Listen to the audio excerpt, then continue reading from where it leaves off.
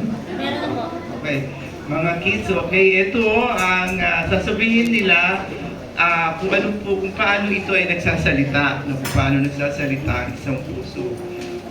Nakarinig na ba kayo, narinig na ba mga kids yung patungkol sa nagsasalitang puso?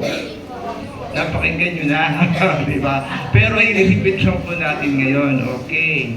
So ngayon, ito po yun, sasabihin sa isang kausap na narinig nyo na ba nagsasalitang puso? Nasabihin nila, no? Okay? Sasabihin yun, di ba? Tapos sasabihin nila, ay pwede pang, kung kami bibigyan mo ng saglit ng panahon, pwede namin ibahagi ito sa iyo. Okay, so ganun po yun. So, okay? Pag pinuksan niya, ito yung puso na nagsasalita, sasabihin nila.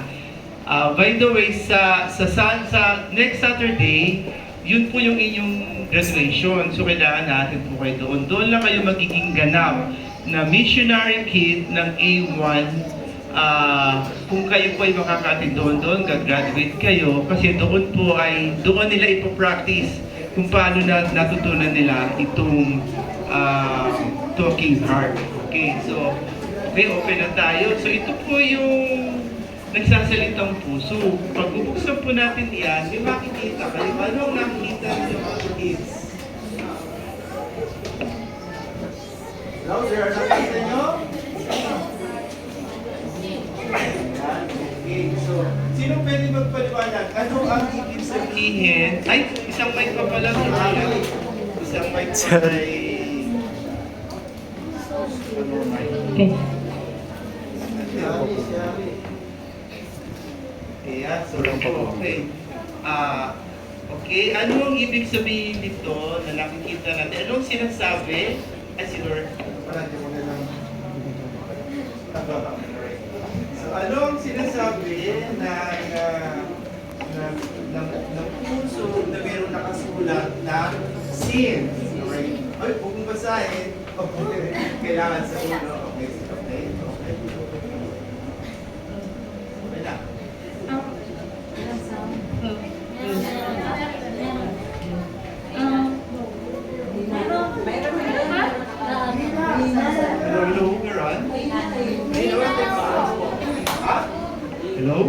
Hello, yan?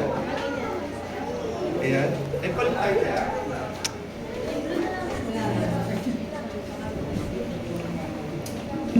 Sound check. Nakabilisan natin.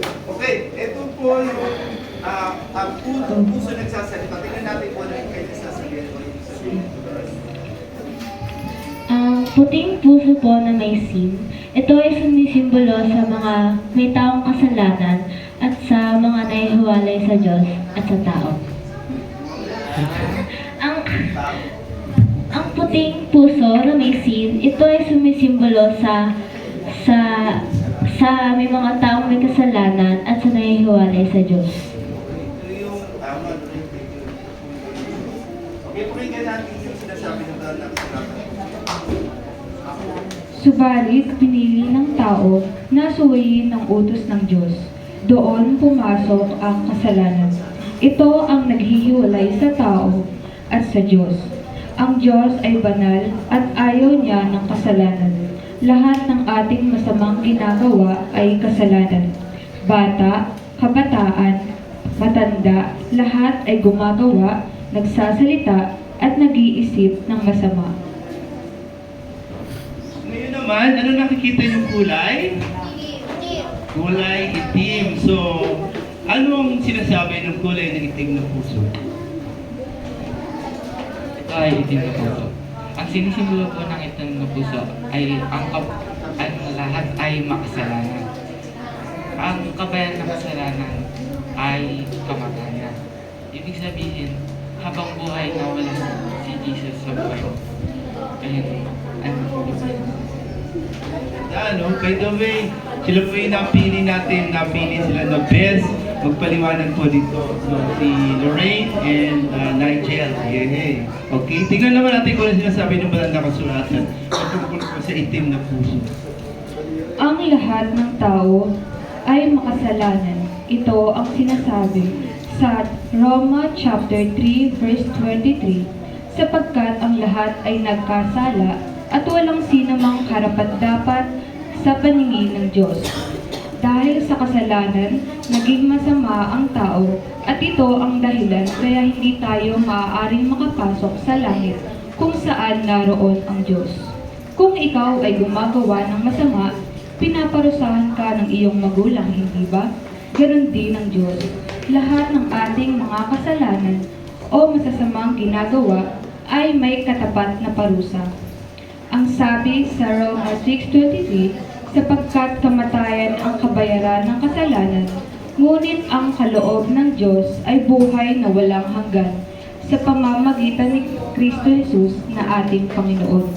Ibig sabihin, habang buhay na pagkawalay sa Diyos o ang pagpunta sa impyerno. Simula noon, nasira ang magandang relasyon ng Diyos at ng tao. Okay, anong kulay naman to? Ano, lakasan nyo ang hina eh. One more time. Pula. So, anong sinasabi ng kulay pula na puso? Parang si Andreas? Ay, napili rin pala siya. Para bes. Ang galing ng team. Alam niyo po, sila lang napili. 6 lang sila sa buong si Andreas. Malaking 4 eh. Sa 6 na Anong usahay ito, Andreas? Ang kulay pula po, nagsisimbolo po sa ano po, si Jesus po namatay po para po sa mga kasalanan po natin at saka po pinatawad din niya po yung mga kasalanan po natin. Very good, thank you. Okay, ano sinasabi ng balat na kasulatan ko po? Ngunit dahil sa pagmamahal ng Diyos sa atin, gumawa siya ng daan upang muli niya tayong makasama. Si Jesus ang daan. Sinasabi sa Juan chapter 14, verse 6, sumagot si Jesus, ako ang daan, ang katotohanan at ang buhay. Walang makakapunta sa Ama kung hindi sa pamamagitan ko. Dahil sa pag-ibig ng Diyos, sabi sa Juan chapter 3, verse 16, gayon na lamang ang pag-ibig ng Diyos sa sanlibutan, kaya ibinigay niya ang kanyang bugtong na anak upang ang sino mang sumampalataya sa kanya ay hindi mapahamak, kundi magkaroon ng buhay na walang hanggan. Sa halip na tayo ang dapat parusahan sa ating mga kasalanan, ipinadala niya ang kanyang kaisa-isang anak, ang Panginoong Jesus, isang walang kasalanan.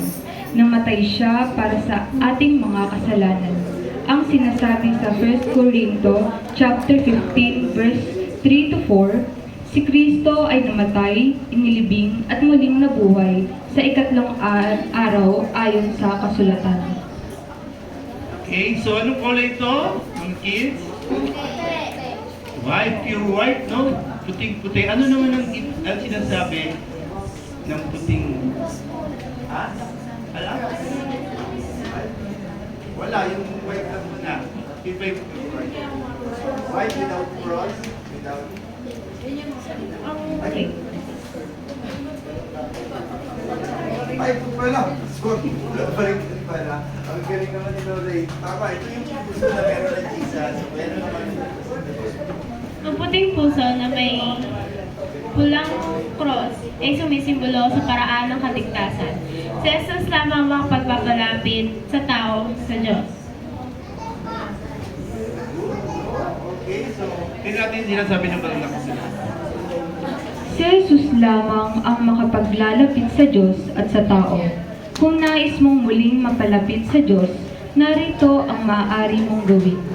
Una, maniwala ka na si Jesus ay namatay at muling nabuhay para sa iyong mga kasalanan. Ikalawa, aminin mo sa Diyos ang lahat ng iyong mga kasalanan at sikapin huwag na itong gawin muli. Ikatlo, tanggapin mo si Jesus bilang iyong Panginoon at tagapagligtas at hilingin mo sa Kanya na bigyan ka ng isang bagong buhay. Okay, yellow. Anong kulay ito? Anong kulay ito? Hindi pala ito yellow. Anong kulay? Gold. Anong sinasabi ng gold na puso? Sino ba yung... Ay, si Ate. Si Belle. Belle ba? O, Belle. Dito ka. Ang golden hour daw po ay nagsisimbolo sa bagong buhay na ibinigay ni Jesus nagsimula ngayon at magwawakas sa langit. Wow! Lapakan natin ang okay, ano sinasabi ng pinatapos? Ang bagong buhay na ibinigay sa iyo, O Jesus, ay magsisimula ngayon at magwawakas sa langit. Kung inanyayahan mo sa Jesus sa iyong buhay bilang tagapagligtas at Panginoon. Okay? Ngayon naman, ang kauli-ulihan, ako po, alam niyo ba si Howard? Awarded din. Awarded si Howard sa isa sa mga napili ng teacher nila sa group nila na magaling din magpaliwanag. Howard, ikaw ba yun? Galing naman ni Howard. Okay, so Howard, ano naman ang represent, ang ibig sabihin nito? Okay. Oh, bawal masahe. Kunti lang. Sige, kunti-kunti. Habang narito ka pa,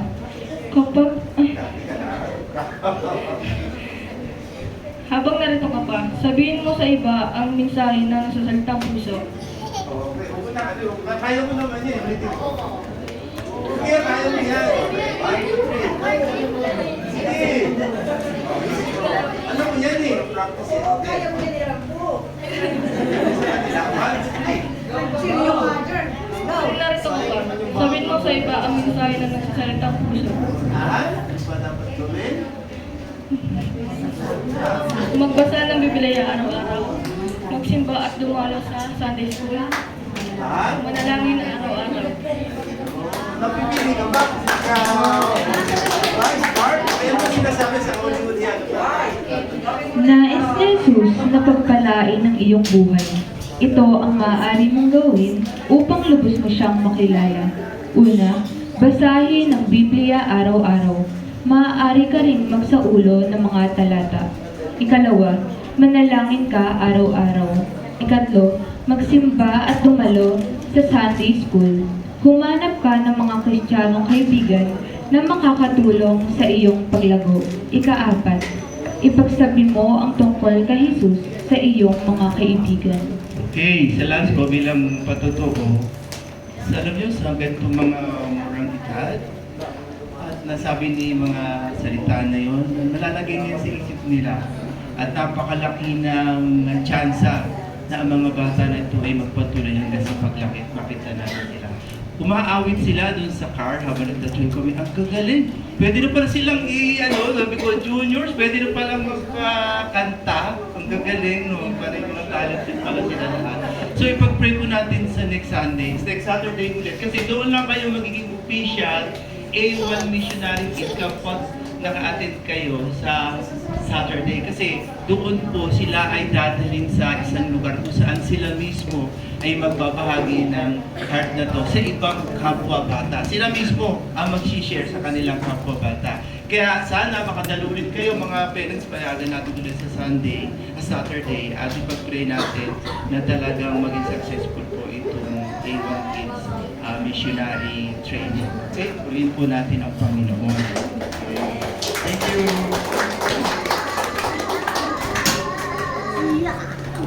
Ay, salamat po pala kay Myra, yung ating